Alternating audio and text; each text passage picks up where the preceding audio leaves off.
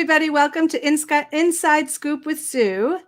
And today, I'm so excited to be back with psychologist John Duffy, who is also the author of Parenting the New Teen in the Age of Anxiety. Well, you could not have predicted a better book, right? You wrote this before the pandemic. I did, Sue. I thought I knew what the age of anxiety was before the pandemic. And boy, it amplified a bit in the last year and a half for sure. Just a bit. Okay, so what we want to talk about today is this reentry time. Yeah. And it's, it is like a light at the end of the tunnel, but not for everybody. So, right. What are you hearing from parents that they're worried about with their teens?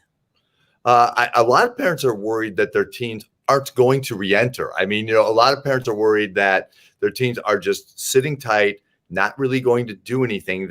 I worked with some parents recently, more than one group of parents, who've told me, oh, my kid has been horizontal for the better part of a year on his or her bed, which a lot of people I would imagine listening to us are like nodding just like you are, like, yep, I've seen that. And so the idea of just getting up and moving out of the house seems unlikely.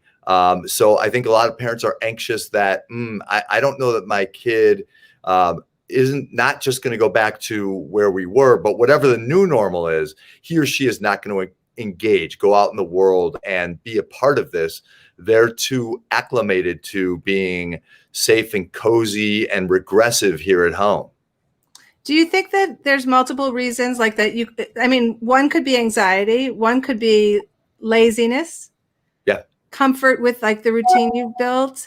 So if you're looking at your kid, could you know what the cause is and because you probably want to know what it is to know how to respond to that, right? So how do you know if it's really they have dug deep into anxiety and can't get themselves out? Right. So I think it's a process, and you kind of described the beginning of it. I think you start by observation, right? Like you kind of recognize, wow, he or she is up in their room an awful lot of the time. And they'll dip down for dinner, but they're gone very, very quickly. And start to kind of assess whether you think like, and a lot of parents, we just have this spider sense that tells us something's not quite right here. And so instead of being presumptuous and assuming we know what's going on in the minds of our kids, I think the next step has to be sitting down and having an open, non-combative, non-blaming discussion with them about what's on their minds, and if we can do that, we've got enough of a balance in that emotional bank account with them that they're going to listen to us and talk to us, then we don't have to guess. We can ask them, like, are you experiencing some anxiety? Are you experiencing some degree of depression? And when I was 14, 15, 16, and somebody asked me that, I was, but I wouldn't have known to answer it properly. I might have answered it to please my parents, or I didn't really know what anxiety and depression exactly were. Kids today, they know. And so they can speak to this stuff pretty broadly. So my bias is if you're unsure about where your child is, ask him or her. So I ask this question a lot as the mother of 5 kids who were all of them, but sometimes were sullen and not engaged with me at all. The idea of the solution being just ask your kid is kind of irrelevant in that story. So, but I don't want it to be, right? Like I want to know what does my tone of voice have to sound like? What do I have to shed in order to, like, if I'm mad at them because they're not getting out of their bed, that's not going to work, right? So how do I enter that conversation if we're at odds right now? I'm so glad you brought this question up, Sue, because a year and a half ago when I was speaking about the book, I was telling parents, like, think about how you come across to your child. And oftentimes back then, I think we were able to kind of look inside and we could get a beat on that. Now, I don't know, after a year and a half, we've been going through a pandemic too. I think we have to gut check, like with other adults, before we ask our children. I think we have to gut check, like, am I coming across like harsh or crass or overly, cautious? Give me a feel for what you're getting from me before I head upstairs and try to engage in a discussion with my son or my daughter, because I'm not sure I'm not coming across in a way that's going to turn them off or get them to step away from me instead of toward me, you know? So I think you have to gut check that, not just with yourself, but with somebody else before you can just jump right into it, because I think most of us have lost our compass, our bead of understanding ourselves a little bit and how we may have changed over the course of the last 16, 18 months. I think that's what friends are for. That's what friends are for. No, it's amazing because it's going to be hard to push away your resentment when you're telling someone else, in the same way that it's hard to do with your kids. So if someone says to you, "You sound a little mad," you can recalibrate then. So it's great. There's no other way to do that other than to have someone here. I want to say to my kid this. How does it come across to you? So I think that's brilliant. I love that. And you can also do that in a bit of a meta way with your child, right? You can ask them. I was talking to a mom recently who was talking to her daughter and said, "I can feel I'm losing you here. Like, help me understand, what is it I'm saying, or what is it I'm doing, or what's the tone that you're picking up on where you're stepping away? Like, help me, give me a little guidance here." And her daughter did. Like, it was very elegant and it worked. And I think if mom hadn't done that, then she would have found herself just lecturing into the void, which I think we do far too often. That it's so vulnerable, but as you said, so elegant. Like it's such a perfect thing. Like, really, elegance is the definition of what that moment would look like, because you are showing your kid that you're watching and listening to their reaction, which is healthy, but also that you could get it wrong and you want to fix that. You want to do better. Yeah. And there's a little element of modeling to that too, right? There's a kind of, hey, I'm not perfect. So when I'm not sure how I'm doing, I check in, I ask, I use the tools and resources at my disposal, and you can kind of look back and cite that when your child's not doing the same. Wow, 7 minutes on, and you've already given like 3 amazing nuggets. Okay, let's turn to the kids. What are you hearing from the kids? What are they worried about?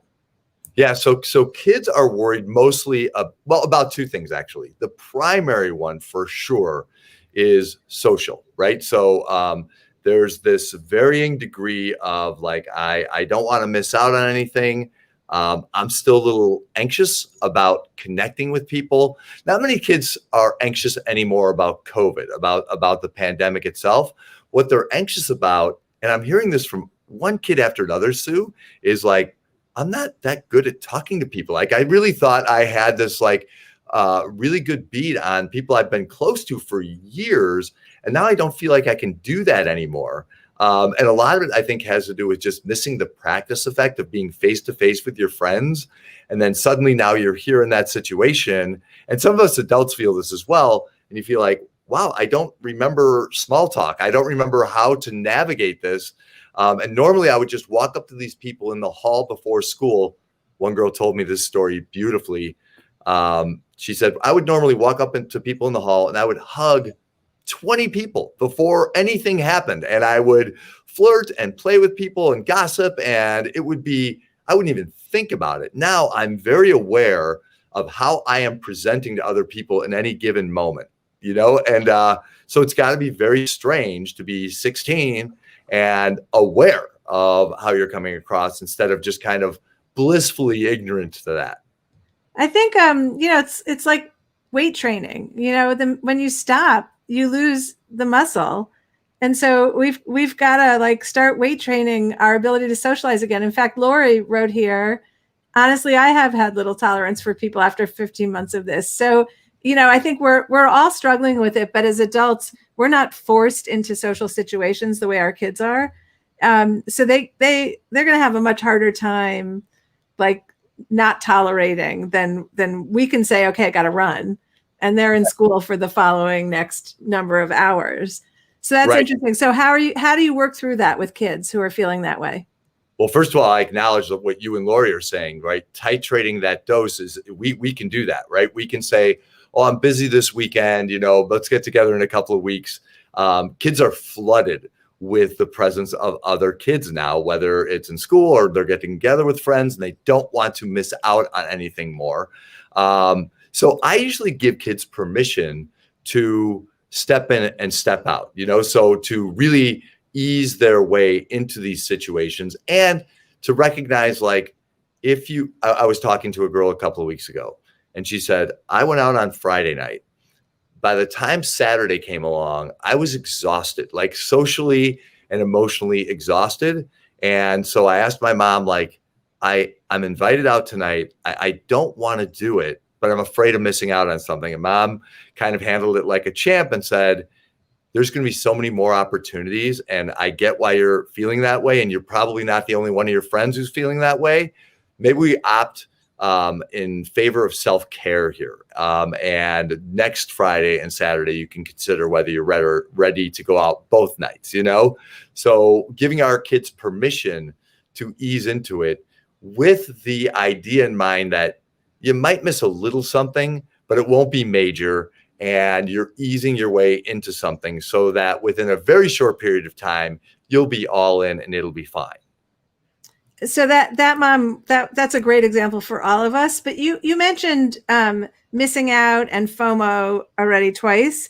And what I was thinking during COVID was it was this equalizer. Like nobody was doing anything.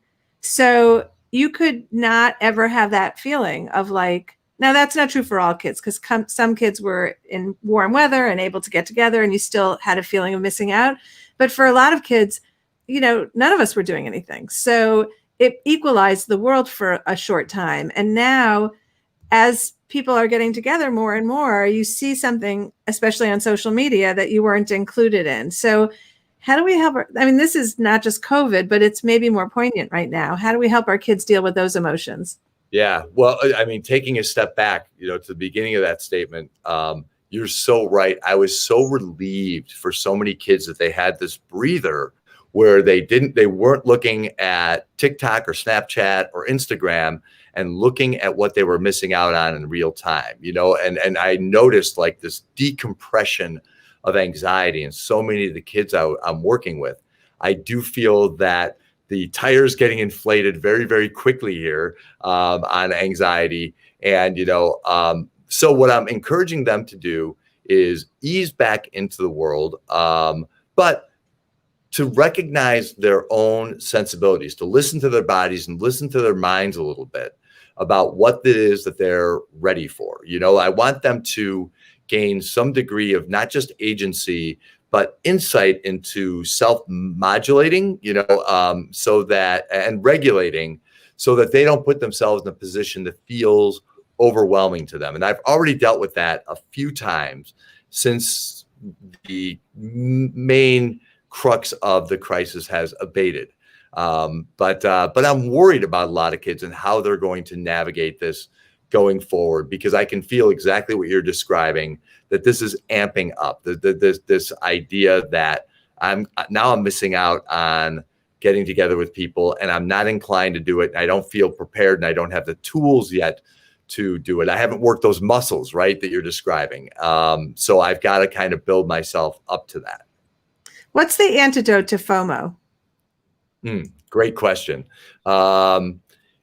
It's recognizing, and some kids are really deft at this. If you ask kids, okay, so let's look at the picture, and I've done this with kids specifically, like, so here's Snapchat, here's the 9 people, and, they're having a blast. But are they? Or you've been in this picture, like, what do you think is really happening here? And almost every kid is able to analyze that situation and say, listen, you want to put your best foot out there. You want it to look like you're having a blast. So you gather all the people around who are there for at least a moment, because this is a Snapchat moment or an Instagram moment or a TikTok moment. And you capture that like, woohoo, we're having a blast, but we might not be having a blast. It might be just an ordinary Friday night. And when you get kids to slow down and recognize, and it doesn't need to be that everybody else is miserable too, they're just getting together. But if they recognize, I'm not missing out on the greatest thing ever, but it's just a matter of degree. I might be missing this thing, but another thing like this is going to happen a week from now, and I'll probably be able to be involved in that. It's really kind of gaining some degree of perspective on what's really going on out there socially. It's really hard though, Sue. I don't want to oversimplify it because for kids, so much of this stuff is so immediate, right? It's kind of like, I can talk all day long about next week because at my age, I can see next week from here. But when you're 15, next week is a lifetime away. So part of the cure of FOMO is just enduring it and recognizing, okay, I didn't go out tonight. Nothing catastrophic happened. I didn't lose my friends. They still texted me the next day. I'm okay. It's just kind of like flooding yourself with that feeling of unease and recognizing, all right, it wasn't awful. So that's good. Like for a parent to point that out might give them the ability to get better at it each time. Like, how are you doing today? Oh, it's over. I'm fine. And then you could say, okay, store that somewhere because this will happen again. Right. Exactly. And my other thought, I remember, I think someone wrote an article for Your Teen one time. First, I want to interrupt and say, if you're listening and you have a question for Dr. Duffy, please put it in the comments. He has time to answer your questions. So I think someone wrote an article about making plans, encouraging their kid to make other plans, whether it was with the family or now I would say it's great, but maybe someone else would say it's avoidance. I don't know. Is that a good solution? Definitely. Even if it's avoidance, it's not unhealthy avoidance. I think sometimes we brush that with a big wide swath when in fact that can be a fairly healthy thing to do. Like, I'm going to distract myself. I'm going to binge watch something for a couple hours. I'm going to hang out with the family for a while. We're going to go out to dinner. And keeping yourself occupied, I'm finding, is also a skill I want kids to hone. So I think we're killing two birds with one stone here because we're managing the FOMO and we're kind of passing that time in a not just passive way. We're not just sitting in our rooms lamenting what we're missing. We're actually doing something. And that's something I'm finding more and more I want kids to be doing, is engaging in some way with the world. For 15 months, I think they've gotten a big pass on that. They deserve the pass. I stand by that. But now I feel like it's time to kind of get our kids prepared to step back in there. And they don't have to do everything, as you said, like something. No. You have to do something. Yep. Okay. Exactly. So what can you tell us what kids are saying they want for this summer? Yeah. Yes. I only laugh because what kids tend to say they want is a chill summer. I want a chill summer, Mom and Dad. I don't want to do much. This has been really rough on me and I want to relax. I want to enjoy the summer. And I get that. And I think kids are entitled to a degree of that. But the toughest thing I'm finding in my practice right now, Sue, is that getting kids to go from inertia to movement. And they've been stuck in inertia. It's not their fault that they're there. It's been what we've asked of them, right? It's what the CDC has required of them for so many of these months. But now it's time for them to move. And those young bodies need to get out there and they need to move. I don't know a better way to keep a kid off my couch in the next room over here than to get them physically moving and dispersing some of that anxious energy and some of that anxiety through their bodies, and mind, body, and spirit kind of aligning a little bit. So movement is key. Exercise is key. But even practicing in the marching band or, doing something extracurricular, I'll take any of it to get kids going and moving in some direction that feels just like they are engaging in the world. Even if it's in little bits and pieces, even if it's an hour or two here or there during the day. So you might have to define chill with your kids, because you might be thinking about chill. They get up and they go out of the house and they do something fun. And they might be thinking of chill, I spend the whole day in my room. Yeah. I think chill is Netflix and video games and some of the stuff they've been doing during the pandemic. A lot of it, right? And looking at one screen or another. And I get it. I get the inclination to do that. I don't know many teenagers I haven't in decades that haven't wanted that, but I think we as the adults need to step up a little bit and practice our what I call non-negotiables. Like we don't get any non-negotiables with our kids, but like movements, doing something and engaging in some way every single day for a couple hours. Doesn't have to be all day, but if they're engaged in a couple hours, they start to gain some energy and gain that sense of competence and resilience that I so want for kids, because I feel like those are the goals of parenting, right? Our kids are competent, they're resilient, they can take on the world a little bit, but they need to start practicing that. And they have missed out on nearly a year and a half of this practice effect. So we can ease them into it, but I think the mistake would be to just follow their lead entirely and allow them to just be sedentary, because that does not move the needle for them in any positive way at all. All right. Well, Kelly has a really interesting question. How can I encourage my 15-year-old son to take off his mask? He's fully vaccinated and has had COVID. He wears it all day at school as required, yet when we were out as a family, he still wears it. I'm certain he's not afraid of the virus. Is it the social interaction without the mask he could be anxious about? Ooh, that's such a great question, Kelly. And in the case of a few kids I'm working with, yes, right? There is, I've been stunned by the degree to which kids say, well, the mask is a great hiding place. People can't see my full expression. A lot of kids are very anxious about the way they look, we know. And the mask actually covers up an awful lot of the way you look. So I think it's worth talking to your child about what it is that he or she wears the mask for. And it's really important to do this in a non-shaming, not that's ridiculous kind of way, but really acknowledging and validating, like, yeah, that totally makes sense. You know what I mean? Whatever it is that he or she says, they're probably not making it up. They're wearing a mask for a reason. So allow him to express to you what that reason is, and then ease into this is age-old therapeutic stuff. Old cognitive behavioral therapy techniques would say, instead of like flooding his senses and making him take off that mask all at once in a moment, in an instant, and creating this anxiety in him, to say, like if you're taking a walk, like, all right, let's both take off our masks for 1 block and let's just see how it feels. And I just want to check in with you and see how it feels.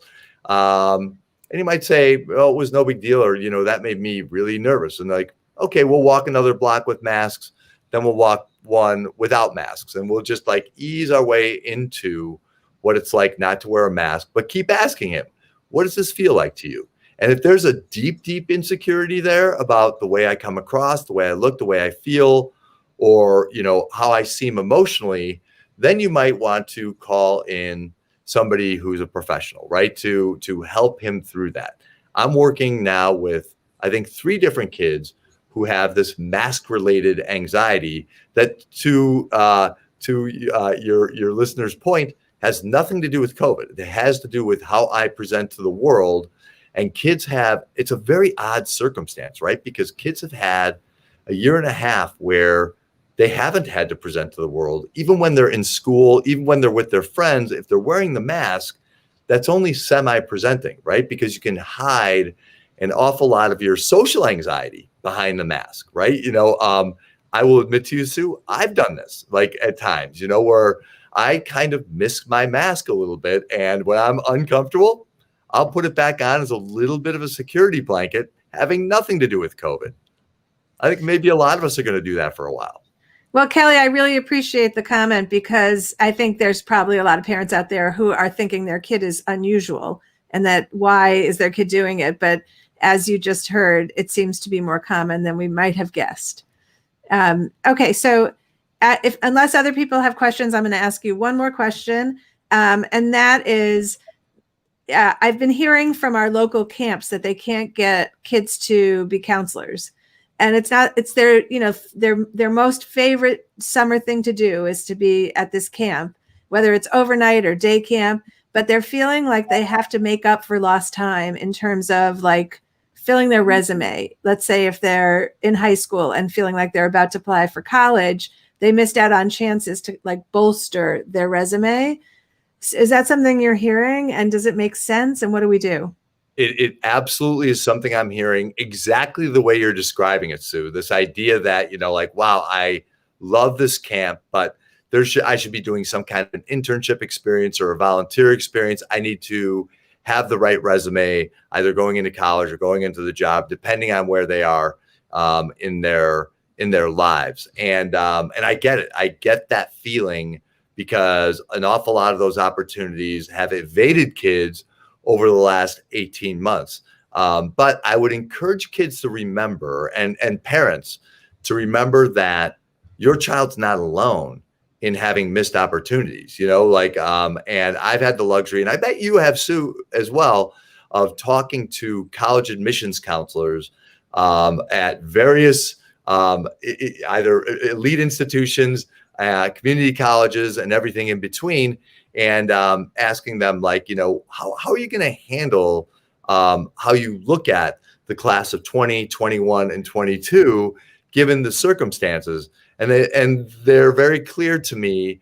Oh, we understand the circumstances. We know we're going to have to acclimate to this kind of dead zone where not much happened. So I don't want kids overly focused on resume building. I don't think that's going to be necessary. And if there's something out there that you love to do, camp counseling, the kids I've worked with who are camp counselors, they all love it. I can't remember working with somebody who didn't want to go back the next year, couldn't wait to re-engage with the kids. And if that's something you love to do, that's probably, first of all, a great essay coming up in a year or two, but it's also a really, really important experience for you to have. It's not irrelevant. And it isn't, it is a bit resume building. It's not like it's unimportant and meaningless. It's actually connecting, and it's like herding cats a lot of the time, this camp counseling work. So I don't want to dismiss it as something that is useful and important, but if it means something to you, then I encourage kids to do it. As long as you're getting out there and engaging in the thing that matters to you, that's going to lead, to my thinking, to the right things almost all the time. And camp counseling is one of my favorites because that feels like a really useful, progressive thing to do. And nothing is harder than that. I mean, honestly, colleges should be looking at that as like, wow, we want these kids, because it is such hard work to be a camp counselor. Okay. Thank you, Dr. John Duffy, once again for being here with us. And to everybody listening, I hope the transition is smooth. And if it's not, I hope you have the resources that you need for your children. I'm going to put up, Lorraine says, my kids are worried about the lost opportunity of community service hours, clubs in school, and a part-time job, all important as part of their resume for college-bound kids. Yeah, that's true. Everyone's in the same boat, so that should provide a little bit of comfort for them, because no one's had a chance to do any of that. But yeah, it just kind of sucks for those sophomores and juniors and rising seniors. Yeah. All right. Good luck to everybody in this unusual time. Good luck, all.